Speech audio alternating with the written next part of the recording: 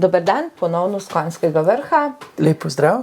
Z posebnega kotička, ki sva ga danes izbrala tako malo namenoma in lahko bi rekli, da je neurejen ali pa ustvarjalno neurejen. Kako je boljše? Meni odgovarja oboje, kajti če bi rekel, da je ustvarjalni nared, bi se opravičeval. Nimam potrebe, da se opravičujem, je dejansko res v kaotičnem stanju, ampak lahko pa res rečem, da je to del, ta kaos je pravzaprav del moje ustvarjalnosti. Ne? Se spominjam, kako mi je pripovedoval Anton Trstenjak, ko je pripravljal neko knjigo in je imel papirje zložene po prostoru, zelo bi rekel, razmetano. Ne? Potem pa je šel za teden dni, je bil odsoten in v tistem času mu je neka gospa, ki je čistila prostor, vse tiste papirje je lepo zložila na kup.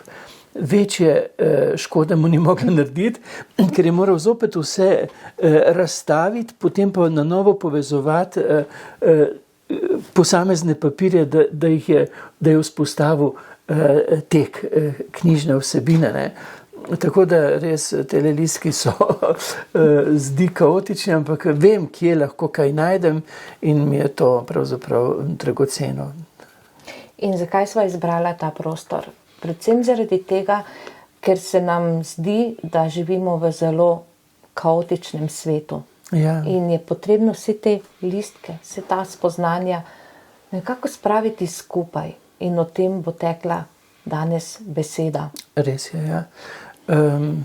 V cerkvi radi rečemo, ne, da je človek veličina po svobodni volji pa po razumu. Ne.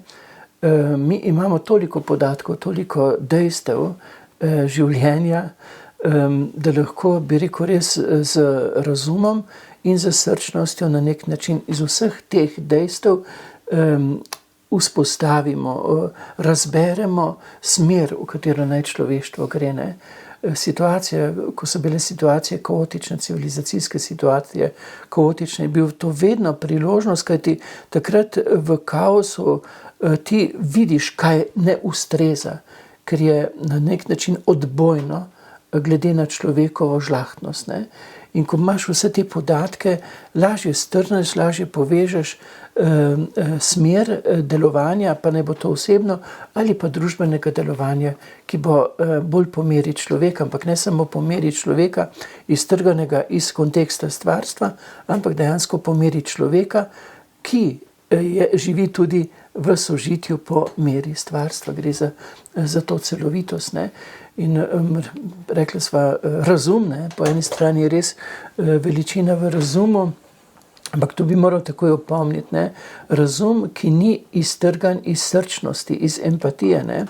Kajti mi smo mislili, da bo čisti razum, čisti racionalizem prenesel človeštvo rešitev. Ja, prenesel je za tehnokrate, prenesel jih je za manipulante, za utrip človeka, človečnosti pa nikakor ne. Sam po sebi razum je lahko tudi usoden, je lahko nevaren. Ne? Zdaj po čisti logiki razuma bi lahko rekli, da nas je preveč, da smo nekateri odvečni, nekoristni. Ne? Tu bi svetoval, da si greste pogledati shemo načrtovanja, kako načrtuje človeka oziroma človečnost oziroma predvsem v odnosu do starejših, Svetovni gospodarski forum. Ne? Boste odkrili marsikaj, kar je načrtovano zgolj po razumu in kastrirano srčnosti. Ne? Razum mora biti posvečen z srčnostjo, mora biti posvečen z duhovnostjo, mora biti posvečen z vsem, s čimer ga žlahtni in da ima potem legitimnost delovanja v družbi. Ker drugače pa je lahko problem. So bili filozofi, ki so zagovarjali marsikaj nečloveškega na podlagi čistega razuma. Recimo, večkrat se spomnim na Heideggerja, velikega filozofa, enega največjih umov preteklega stoletja, ki je bil privrženec Adolfa Hitlerja, torej nacizma. Kajti, veste, po čistem razumu je res fino, da bi ustvarili eno čisto rasico, vsi ostali so moteči, so odvečni, in še marsikaj takega, kar je nesprejemljivo. Zato razum, ki ni posvečen z srčnostjo in z ostalim, kar ga žlahtni, je lahko za človeštvo usoden. In čisti racionalizem zgodovina mu je postavila mejo oziroma je ugotovila, da bo potreboval dodatke, začimbe srčnosti. In ko smo pri razumu, takoj pridem na tisti dvom. Verjeti, dvomiti. Kako je s tem? Ja, dvomiti je potrebno. Brez dvoma ni nič. Zdaj, recimo, kadar so bili ali pa če smo v družbi izpostavljeni samo eni resnici, je to dejstvo, da gre za manipulacijo. Vedno, če ni odprtega dialoga, argumenta in protiargumenta, veste, to je manipulacija, to je potem zavajanje, potem to deluje interes. Razum hrepeni po argumentu, ki mu da misliti, ki ga spodbuja za naprej. Se ni znanost enoumna. Takrat, ko se recimo znanost, stroka strinja z vsem, tista izpostavljena, veste, to ni več znanost. Znanost rabi dvom. Znanstveni dvom, recimo, torej, to, kar sam uživam, je, ko razvijam neko misel, potrebujem protiargumente temu, kar razvijam. In to je moj užitek, ker mi to omogoča, da grem naprej, da se odpre novi horizont, da lažje razvijam misel. Bom spomnil na Tarasa Kermaunerja, čeprav sem to prigodo že omenil, ko sem bil pri njem na obisku v Avbru. Upam, da poznate Tarasa Kermaunerja, enega največjih mislecev prejšnjega stoletja na Slovenskem. Sem bil pri njem na obisku, on mi je nekaj pripovedoval in potem je rekel, no, Karl, kaj pa ti misliš? Sem bil vas prevzet od njegove misli. Sem rekel, misli ravno prav tako kot ti. On je bil kolerik po naravi in je zrohnil in je rekel, pa zgin, nimam s tem pa kaj početi. Jaz hočem, da ti misliš svojo glavo. Kako naj jaz razvijam svojo misel, če mi ti za svojo mislijo ne izzoveš moje dosedanje uvide, moje dosedanje prepričanje. Mi to potrebujemo. To, ko se Slovenci kregamo za ali proti, to je nespamet. To nas bo zaustavilo. To želijo tisti, ki manipulirajo. Mi moramo misliti raznoliko. Tvoje drugačno prepričanje potrebujem, da ne postane moja misel dogma, da se moja misel ne ustavi. Če se bom jaz gibal samo znotraj enako mislečih, potem je to konec. Potem bo prišlo do tega, kar se je v zgodovini že prevečkrat zgodilo, za in proti, in potem, če drugega ne slišimo, potem lahko pride samo še do medsebojnega spopada, medsebojnega spodbijanja, in ko je priložnost za to tudi pobijanje. Mi smo v zgodovini to prevečkrat doživeli. Preveč je bilo vojn, da bi ta nesmiseln, nedopustni koncept dejansko uporabljali. Božanska podoba je jasna, Sveta Trojica. Kaj to pomeni? Potrebno je dvojnost prerast z elementom tretjega, to pa je naše hotenje po skupnem cilju, po skupnem dobru. Ja, ti misliš tako, jaz mislim tako. Naj vodi hotenje po tem, kar je za skupno dobro. To pomeni, da bom jaz razmišljal, premislil, vzel tvoje argumente za res, da ne bom tako, kot je se večkrat vidi na posnetkih v Državnem zboru, ena stran govori, druga pa gleda tam po listkih, pa se pogovarjajo, sploh ne poslušajo, niti v otročjem vrtcu, sem rekel, hvala Bogu, ne otroškem, ampak v otročjem vrtcu nimajo takih odnosov, ko jih imamo mi v Državnem zboru. Tam bi morali poslušati, kaj mi govori on, ki ni v naši stranki, kako se že tam delijo, da vidim, kako bom jaz lahko, a bom lahko za skupno dobro prerastel misel. Če tega ne počnem, ne sodim v Državni zbor. Tam ni otročji vrtec. Tam je tehtanje argumentov za skupno dobro. Tam je tankočutno poslušanje. Tam ni, da ti nekdo naprej pripravi, kaj boš potem tam povedal, kako da si gluh za argumente drugih. Veste, razvijati človečnost, razvijati smer naše domovine, to je izjemna odgovornost. v kateri moramo drug drugemu prisluhniti, sicer bolje, da ne hodimo v hram, ki naj bi deloval za dobrobit naše domovine. Ne? Da sem se pa zgubil. Ne, nisi se zgubil. Vprašanje se takoj poraja, ampak tega mi večinoma ne znamo. To se je potrebno naučiti. Ja, to se je treba naučiti. Začeli se bomo pa učiti tako, ko bo tudi učitelj pričakoval protiargument. To pa pomeni, da bo preprosto učencem, dijakom ponudil določena vedenja, ne? In potem bo on povedal svojo misel, svoje razmišljanje in bo pričakoval, kaj pa vi mislite na podlagi tega. In bo pozoren poslušalec. Mi se moramo navaditi logičnega razmišljanja. Zato nas ne vadijo, nas vadijo ponavljanje. Ponavljanje svete resnice. Ne? Ki smo pa ljudje polarizirana bitja, se pa razdelimo na dvoje, imaš dve svete resnici. Ne? Imaš dve dogmi in to ni dobro. Ne? Sam imam rad naš jezik, ne? Imam rad slovenščino in me je vedno motilo, recimo, ko smo mi še hodili v šolo, ne?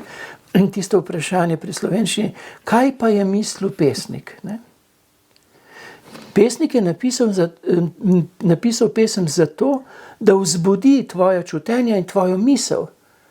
In je edino legitimno vprašanje, kaj si ti doživel, katere misli je prebudila ta pesem, ta misel, ne vem kaj, ne. Filozof lahko nekaj napiše, ampak on napiše miselni izziv. Ne. Mi govorimo, mi do resnice bomo šele prišli, pisano z veliko začetnico. Sedaj imamo spoznavne resničnosti in jih moramo drugemu odpirati v zavesti, da si pomagamo misliti z raznolikostjo. Ne pa se dati ujeti v zlato kletko naše svete resnice in vsi, ki niso noter, so neumni ali kaj že ne. Glejte, ta koncept je preraščen. Mi vstopamo, se prebujemo v novo obdobje. In staro puščam, pravi Sveto pismo, za seboj in segam po tem, kar je pred mano. Mi moramo segati k temu, kar bo prineslo v človečnost, tisto žlahtnost, tisto prijetnost, tisto dopolnjevanje, tisto sodelovanje, harmonijo v raznolikosti, ki si jo želimo. Zato ne smemo dovoliti, da nas speljujejo v stare koncepte. Mi moramo te stare koncepte, ki sedaj niso več legitimni, ozavestiti in govoriti na glas o tem, da dosedanje ravnanje, ki je krhalo sožitnost v pestrosti misli in ne vem česa vse, nima več legitimnosti. Predvsem pa sami ne smemo vstopati v koncepte dvobojevitosti, ampak koncepte sodelovanja, osvetljevanja. In ravno zato so ti naši pogovori tako dobri in dobrodošli, da se budimo v njih vsi skupaj. Tudi sam, ko razmišljam o tem, že ko misliš, ko se pogovarjaš o tem, budiš samega sebe. Zaznal, predvsem pa je treba veliko brati. Če se malce pohvalim, Jana je dovolila, to je en neznatni delček moje knjižnice, ki je pravzaprav, moj dom je ena sama knjižnica.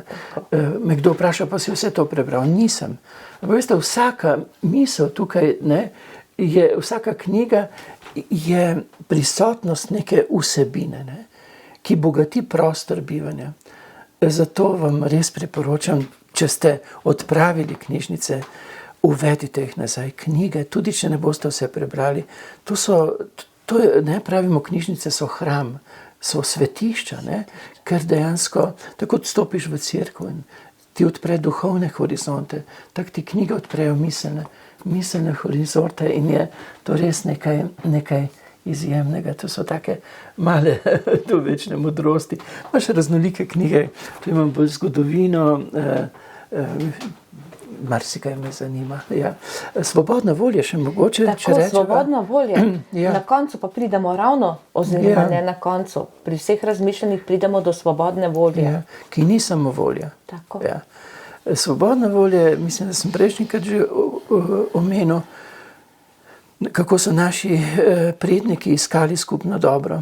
Recimo v kaki vasi so bili v krog postavljeni kamni, na katere so sedli predstavniki domačij, v sredini je bilo drevo, In morali so služiti življenju, drevesu, in drug drugega poslušati, ne? Slišati in razmišljati, kaj bo za to, kar je za rast, za skupno dobro. Ne? Svobodna volja ni samo volja, ampak je usmerjanje volje za to, kar nas bo kot posameznike in človeštvo osvobodilo. In prav je, da razmišljamo o tem S svojo glavo. svojo glavo. Bog nam je dal, veste, tale del, ta osebni računalnik, zgornji štuk, da ga nucamo. Ne zato, da drugi vnašajo v našo misel program, po katerem naj bi delovali. Ne, to je svobodna volja, da ti povejo razna dejstva, da se potem ti v sobesedovanju, torej v dialogu, v premisleku dejansko odločaš z svobodno voljo za to, kar je vredno za buditev človečnosti. Kajti cilj je prebujena človečnost, prebujena žlahtnost v medsebojnem sožitju in uporabljati dejstva, podatke, da bomo šli v tej smeri. In lepo in srečno pot. Ja, srečno pot. Ob tem. Ja, se vidimo.